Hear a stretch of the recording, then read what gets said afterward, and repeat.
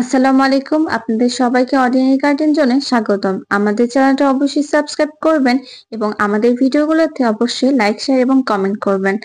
আপনারা আমাদের ভিডিওগুলোতে লাইক, শেয়ার, কমেন্ট করে জানাতে পারেন আমাদের ভিডিওগুলো আপনাদের কাছে কেমন লাগে। আজকে আপনাদের জন্য নতুন একটি ভিডিও নিয়ে এসেছি। আজকে আপনাদেরকে দেখাবো আমাদের ছাদে সবজিগুলোর হারভেস্টিং করা। প্রথমেই আপনাদেরকে দেখাচ্ছি আমাদের ছাদের ধুন্দুল গাছগুলোকে। ধুন্দুল গাছ থেকে কিন্তু আমরা প্রচুর পরিমাণে ধুন্দুল খেয়েছি। প্রচুর পরিমাণে হারভেস্টিংও করেছি, কিন্তু তেমন ভাবে ভিডিও করা হয়নি। তাই ভাবলাম আপনাদের জন্য ছোট্ট একটি ভিডিও নিয়ে আসি। এই তো আপনারা দেখতে পাচ্ছেন আমার হাজবেন্ড ধুন্দুলগুলো কেটে নিচ্ছে। সে সব ধুন্দুলগুলো নিচে ফেলে দিচ্ছিল।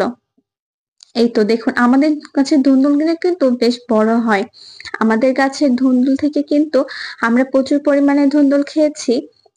আপনাদেরকে এখন দেখাচ্ছি আমাদের ছাদের চাল কুমড়ো গাছটাকে।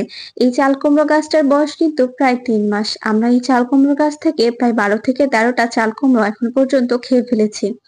ছাদের বাগানে থেকে খুব একটা সবজি হারভেস্টিং করা যায় না। আমরা তো খুব ভালো সবজি হারভেস্টিং করেছি। এই তো আমরা কিন্তু আমাদের ছাদে ফেরোমন ফাঁদও লাগিয়েছি। ফেরোমন ফাঁদ না লাগালে কিন্তু আপনারা সবজি বাগান করতে পারবেন না, কারণ মাছি পোকার উৎপাতে আপনারা সবজি ভালোভাবে ফলাতে পারবেন না। আমরা কিন্তু এই গাছ থেকে অনেক পরিমাণে চাল কুমড়া খেয়েছি, এখনো খেয়ে যাচ্ছি। টুকটাক করে বেশ ভালো পরিমাণ চাল কুমড়া ধরছে। আগে চাল কুমড়ার ওজনগুলো যেরকম ছিল, এখন ওজনগুলো একটু কমে গেছে। আগে প্রায় আমাদের 2 কেজি চাল কুমড়া পেয়েছি, এখনকার চাল কুমড়ার ওজন 1 থেকে 1.5 কেজির মধ্যে। এই তো আমরা আরেকটি চাল কুমড়ো হারভেস্টিং করে নিচ্ছি। আপনারা দেখতে পাচ্ছেন আমার হাজবেন্ড একটি পলিথিন দিয়ে সে চাল কুমড়োটা কাটার চেষ্টা করছে, কিন্তু দুর্ভাগ্যজনকভাবে চাল কুমড়োর ওজনটা ছিল বেশি, যার কারণে পলিথিনটা চাল কুমড়োর ওজনটা নিতে পারেনি। যার কারণে পলিথিনটা ছিঁড়ে চাল কুমড়োটা নিচে পড়ে যায়। এই তো আপনারা দেখতে পাচ্ছেন চাল কুমড়াটা কিন্তু নিচে পড়ে গেছে। পলিথিনটা কিন্তু চাল কুমড়োর ওজনটা নিতে পারেনি। তাই আপনারা বুঝতেই পারছেন আমাদের চাল কুমড়োর ওজন কেমন হয়। আমাদের চাল কুমড়ো গাছের বয়স কিন্তু 3 মাস।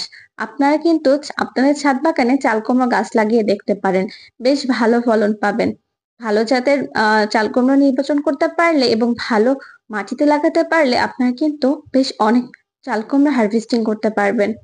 এরপর আপনাদেরকে নিয়ে যাব আমাদের ছাদে লাউ গাছটা দেখাতে। এই লাউ গাছটা কিন্তু বেশি দিনের না।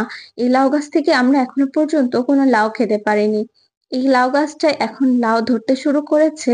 অনেক লাউ ধরেছিল, কিন্তু সব লাউ যেহেতু টিকবে না, তাই অনেক লাউ ঝরে পড়ে গেছে। তারপরেও কিছু লাউ টিকে আছে। আপনাদের সাথে আমরা আবারও শেয়ার করার চেষ্টা করব আমাদের ছাদের লাউ গাছের ভিডিওটা দিয়ে। এই তো আপনারা দেখতে পাচ্ছেন আমাদের ছাদের একটি লাউ ধরেছে। লাউটা বড় হয়েছে। এটা আসলে কোন জাতের লাউ আমরা জানি না। আপনারা যদি জেনে থাকেন তাহলে কিন্তু আমাদেরকে কমেন্ট করে জানাতে পারেন। কিন্তু দেখে মনে হচ্ছে এটি দেশি এবং বড় জাতের লাউ।